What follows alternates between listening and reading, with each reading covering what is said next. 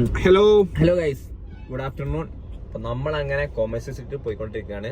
ഇന്നലെ മോർണിംഗ് ആണ് നമ്മൾ എത്തിയത്. ഒരു 4 മണി 5 മണി ആയിട്ടുണ്ടാവും എത്തിയത്. നല്ലൊരു ഉറക്കം ഭക്ഷണമൊക്കെ കഴിച്ച് ഫ്രഷ് ആയിട്ട് യാത്രയുടെ ക്ഷീണമൊന്നും ഉണ്ടായിട്ടില്ല കേട്ടോ. കാരണം നമുക്കത് യാത്ര ആയിട്ട് ഇതുവരെ ഫീൽ ചെയ്തിട്ടില്ല.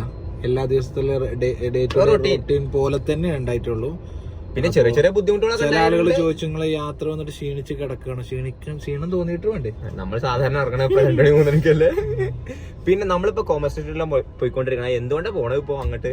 ഒന്നുമല്ല, നമ്മൾ ഇത്ര ഇന്ത്യന്റെ ഏകദേശം ഒരു 40% ഞങ്ങൾ കവർ ചെയ്തിട്ടുണ്ടെന്നുള്ള വിശ്വാസം. അത്രയും ഏരിയകളിൽ പോയിട്ട് ഞങ്ങൾക്ക് ഒരു പർച്ചേസിന് വേണ്ടിയിട്ടില്ല, കിട്ടിയിട്ടില്ല. അത് വീട്ടിലോട്ട് പ്രത്യേകിച്ച് അതിനുള്ള ഒരു സാഹചര്യം, അങ്ങനെ ഒരു മൂഡ് വന്നിട്ടില്ല. പിന്നെ എന്തിന് ബാംഗ്ലൂർ ഇന്ത്യയിൽ കിട്ടാത്ത എന്താണുള്ളത്? ബാംഗ്ലൂരിന്റെ മാർക്കറ്റ് തന്നെ പരന്ന് കിടക്കുകയല്ലേ.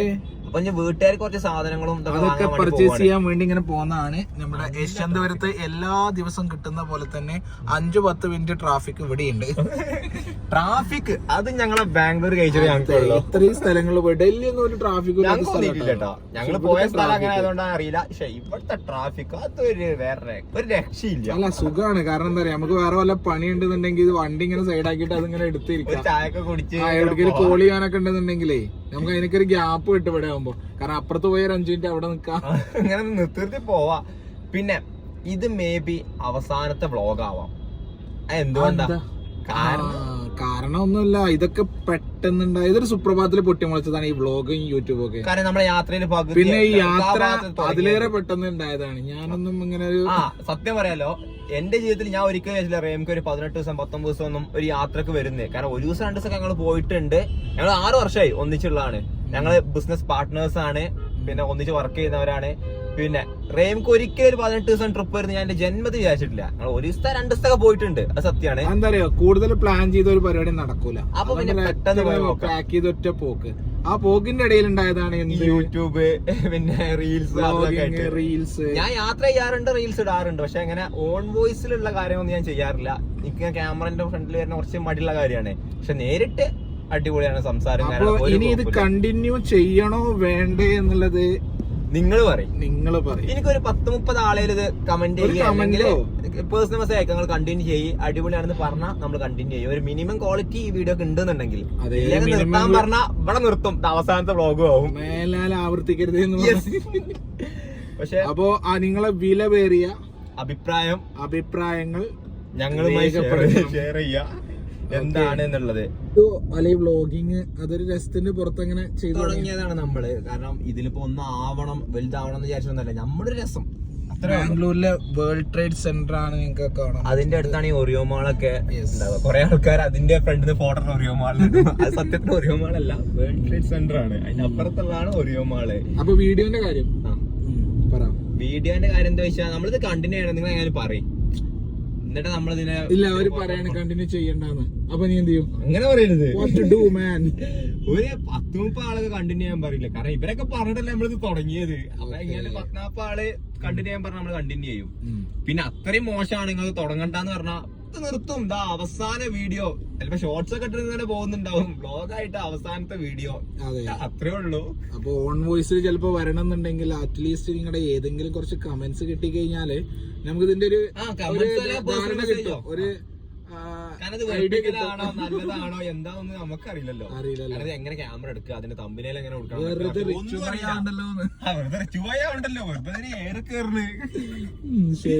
അത്രേ ഉള്ളൂ.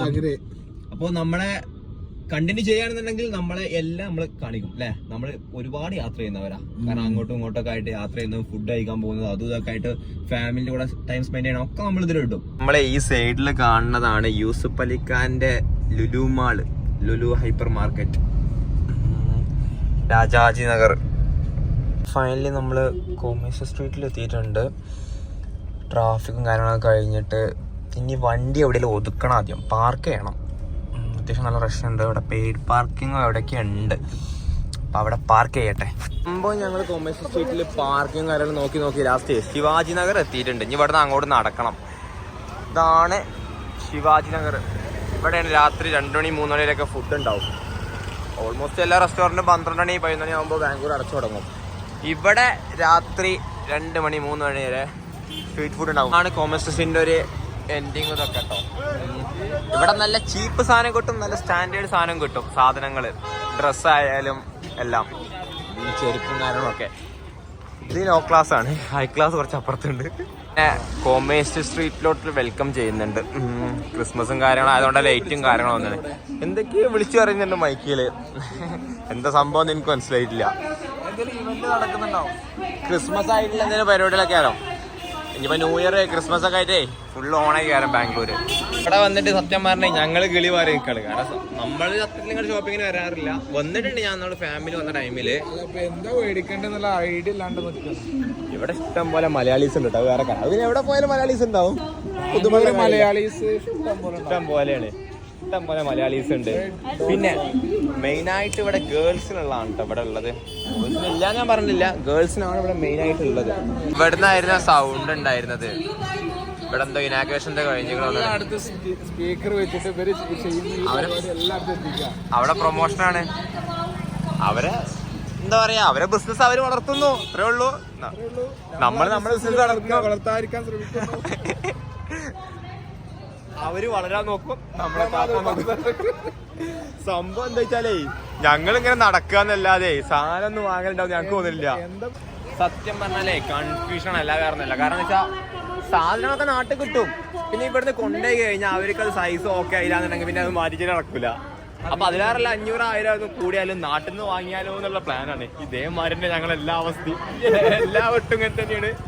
ഞങ്ങൾ പോവും ഒരു ഇതിന്, അവിടെ പാർക്കിംഗ് കൊടുത്ത് പൈസ കൊടുത്തിന് സെറ്റാവും. അവിടെ പോയ മൂടാണ് പോവും നാട്ടിൽ നിന്ന് വാങ്ങാൻ. അങ്ങനെയാണ് ഡൽഹിയിലും മുംബൈയിലും ഹൈദരാബാദ് എല്ലായിടത്തും.